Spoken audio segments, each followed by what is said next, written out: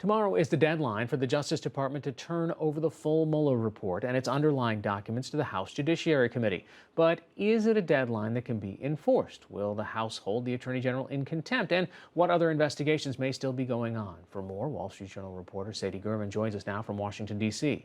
Thanks for being with us. So right now we're hearing about the possibility or the negotiations for Robert Mueller to testify. Where are we at that? Right. I think the negotiations are ongoing. A congressman who's on the panel on the House Judiciary Committee today said that they were getting closer to that testimony, and he even suggested that they'd set a May 15th date. However, the Justice Department's not commenting on that. The spokespeople for the Special Counsel's Office aren't commenting on that, so it's actually unclear if a deal has been reached. Yeah, and meanwhile, there is a firm deadline about that report. And right now, the Department of Justice hasn't made any, hasn't given any indication that they're going to do that. So what happens next? Right. Well, just as the Democrats have said they're not backing down from their threats, it appears that the Attorney General won't back down either. So if both sides are at a stalemate, the Democrats have said that they could that they want to hold the Attorney General in contempt. They could also take an even more aggressive approach and move to impeach him.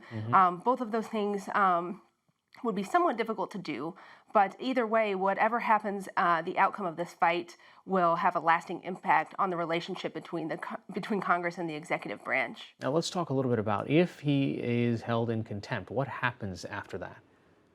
Well, what could happen after that is that the case would be presented to a U.S. Attorney's Office, which have historically been loath to charge, an Attorney General with contempt charges. This was what happened in the Obama administration with Eric Holder, but it went before he was held in contempt, and it went before a U.S. attorney who declined to pursue charges. So it's not clear that this could actually be a successful effort, but ultimately where this is destined is for the courts.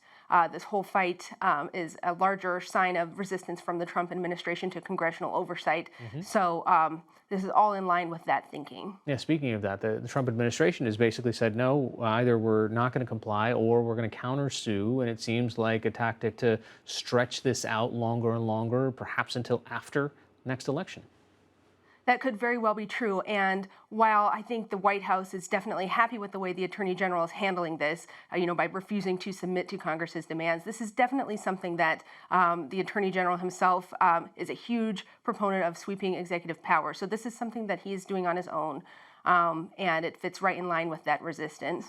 And he's been a proponent of sweeping executive power for a long time. It's not just something that he's talking about now in this particular circumstance. That's right. This is what we saw from him when he was Attorney General under George H.W. Bush in the 1990s. This is something that he articulated in a 19-page memo that he submitted as a private citizen to the Justice Department last year. And so this behavior shouldn't really be surprising to a lot of people. He's somebody who just believes that, the presidency needs to be protected, that, the executive branch is the president, and these demands from Congress are an encroachment on that. All right, Sadie Gurman of the Wall Street Journal. Thanks so much. Thank you.